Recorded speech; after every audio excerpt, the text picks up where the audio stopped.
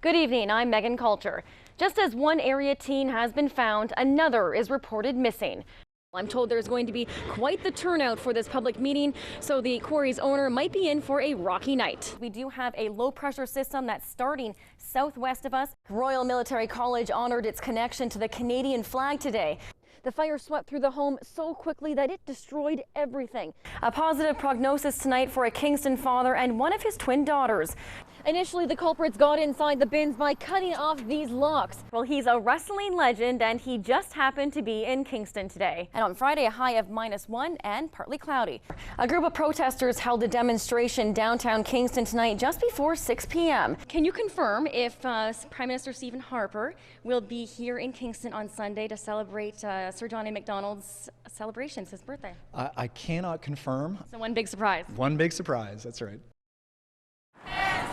Don't shoot back, lives matter. More than 1,500 kilometers from the unrest in Ferguson, Missouri, protesters gathered in downtown Kingston Tuesday night to express their disappointment in a grand jury's decision not to charge a white officer in the killing of a black teenager, 18-year-old Michael Brown.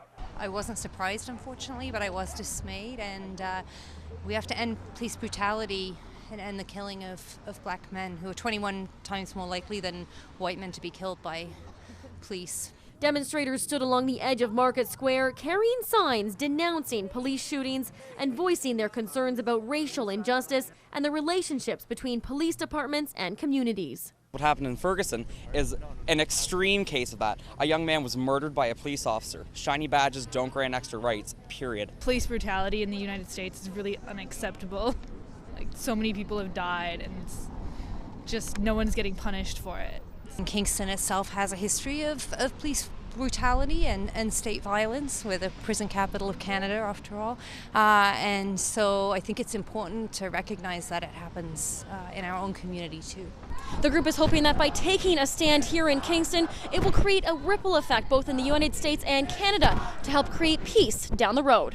I think with the increasing awareness, not only in the States, but in Canada, across the world, it can help ultimately bring change. Maegen Kulchar, CKWS Newswatch, Kingston.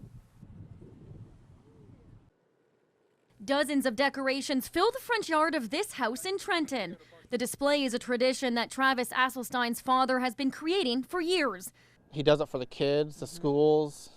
But recently, a Scrooge has tried to destroy their holiday cheer by stealing and destroying some of their decorations. This guy jumped over a fence, he was cutting wires, stole a bunch of our decorations.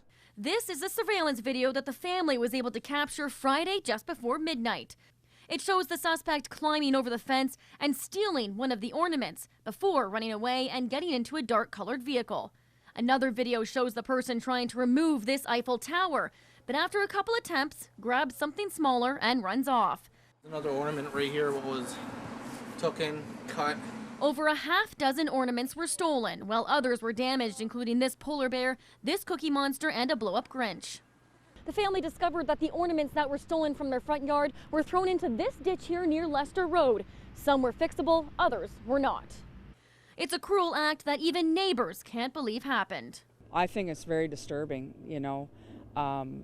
and very nervy. Police are searching for the suspect, who was wearing a dark coat and balaclava and drove a dark vehicle. We could charge them with theft under $5,000 as well as mischief under $5,000 for cutting the wires to the ornaments and stealing the ornaments. As for the Asselstein family, the idea of someone stealing their property doesn't sit well with them, but they agree they won't let it ruin their Christmas. Maegen Kulchar, CKWS Newswatch, Trenton. For over a week, residents just north of Belleville in a little town called Foxborough have been dealing with one of the worst flooding situations in years. We had a flood back here in 2008. It might have come up maybe halfway up the yard, but not like it did this year. Record high water levels turned backyards into lakes, forcing dozens of residents to find alternate access to their homes. So we came in and out by canoe. As well as sandbag the exterior to prevent water from coming in. It's been leaking a little bit, but we've been able to keep up to it with shop vacs. Angel buried in the water, and you've got gargoyles on this other side. But today, a little relief as water levels began to recede and sandbags started being removed. Like 2 days ago, we woke up and I was all excited because I could see the cap to my fence post in my backyard for the first time in probably 4 days. Getting back to gardening and grass cutting and all those good things. During the flood, more than 1,500 volunteers from the community helped make and distribute more than 90,000 sandbags to approximately 70 homes. Dozens of heavy, wet sandbags will soon become a common scene in front of many homes here in Foxborough. And it's these very type of situations that the Quinte Conservation Area is hoping that the government will step in and help in the future.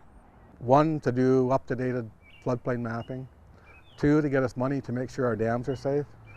We need money to study and understand climate change. It would be really good if somehow that they could come up with some ideas and some funding to maybe prevent this from happening again. Maegen Kulchar, CKWS Newswatch, Foxborough.